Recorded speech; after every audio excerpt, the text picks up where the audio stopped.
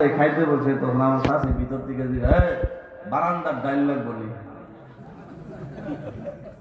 কি কয় বারান্দার ডাইল লাগবো নি দিকে কিন্তু মাঙ্গার আমার শাশারে দিকে না আপনার ডাইল লাগবো নি ভাত শেষ হইলে দিকে বারান্দার ভাত লাগবো নি কিন্তু আমার শাশারে সরাসরি দিকে না এভাবে চলে গেছে 20 বছর নাউজুবিল্লাহ বলেন। তো স্বামী স্ত্রী দুইজন ঝগড়া করে কত বছর থাকা ঠিক? 24 ঘন্টা। বলেন কত ঘন্টা? 24 ঘন্টার ভিতরে দুইজন গুসা রাগ সব পানি করে ফেলবেন। ইনশাআল্লাহ এই সংসারে কোনোদিন ঝামেলা হবে না।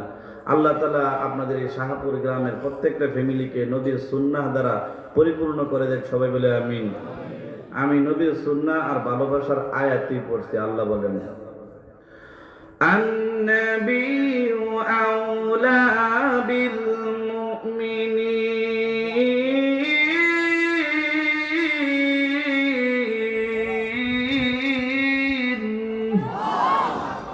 সূরাতুল আহজাবের 6 নম্বর আয়াত। আল্লাহ বলেন আন-নাবিয়্যু।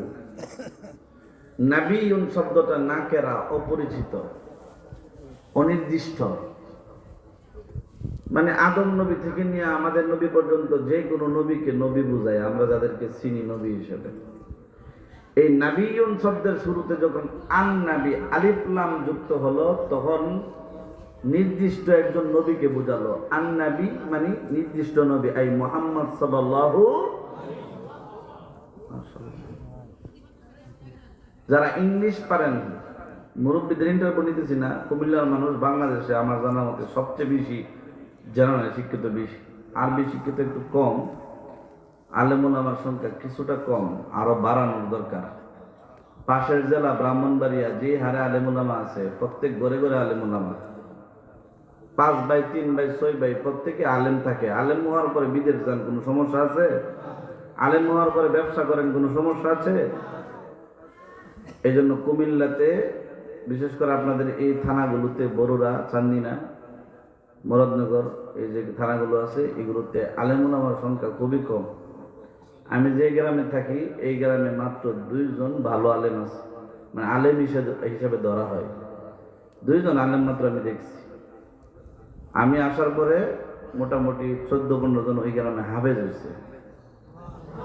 আপনাদের এলাকায় যদি ভালো হেফজখানা আপনারা করতে পারেন, ভালো নুরানি খানা চালাতে পারেন, ইনশাআল্লাহ আপনাদের এলাকায় প্রত্যেক ঘরে ঘরে আগামী 15 বছর পরে হাফেজ থাকবে। ঠিক কিনা বলেন? এই জন্য প্রত্যেক ঘরে ঘরে আপনার 5টা ছেলে 1টা ছেলেকে কোরআনের হাফেজ বানান। এতে কি কোনো লস হবে মনে করেন? আলহামদুলিল্লাহ, যারা মানে শিক্ষিতর পাশাপাশি আপনারা ভালো আমল করেন। আগের যুগে যারা ছিলেন আলহামদুলিল্লাহ ভালো, কিন্তু বর্তমান জেনারেশন বাংলা ইংরেজি পড়তে পড়তে তাদের আর আরবি পড়ার, জানাজান নামাজ শিখার, দোয়া শিখার, নামাজ শিখার সুযোগই নেই। এই জন্য আপনারা এই দিকটা খুব খেয়াল করবেন। বুক অর্থ কি বলেন? বুক অর্থ পৃথিবীর যে কোনো বইকে বোঝায় বুক। এই বুক শব্দের শুরুতে যখন এ শব্দটা যুক্ত হয়, এ বুক মানে কি? মাশাআল্লাহ।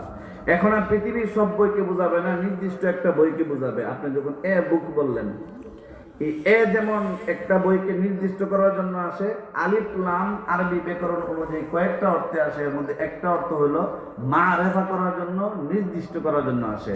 তাহলে আন নবী মানে আল্লাহ নির্দিষ্ট একজন নবীকে বুঝাইছেন, আই মুহাম্মদ সাল্লাল্লাহু। আমাদের নবীর নাম কি বলেন?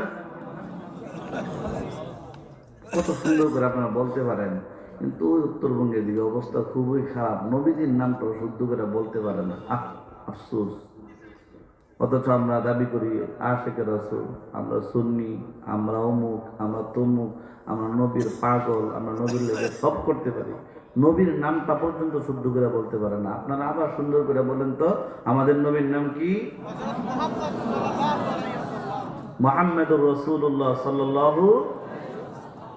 আল্লাহ এই আন নবী দিয়ে আমাদের নবীকে বুঝাইছেন, আউলা বিল মুমিনিন।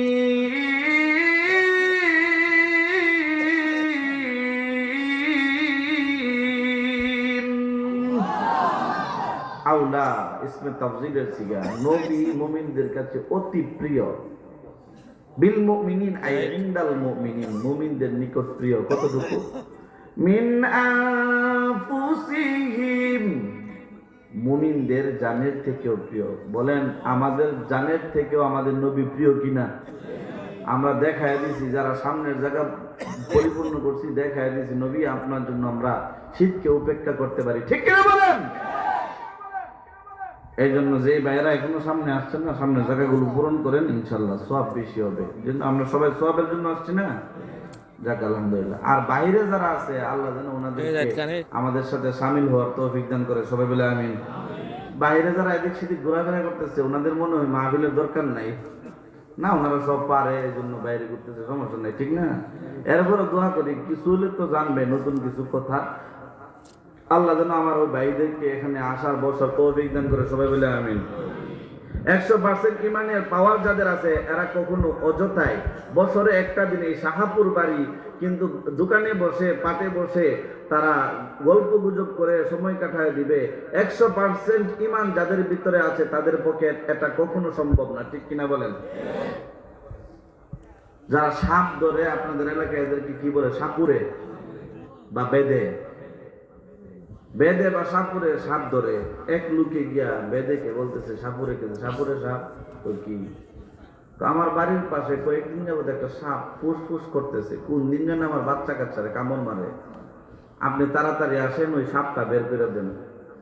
সাপুরে তার বাড়িতে আসছে সাপ তোলার জন্য, সাথে 2 জন ছেলেরে নিয়ে সাপ সাপুরে নিজে এখন বেড়া রেগে বলে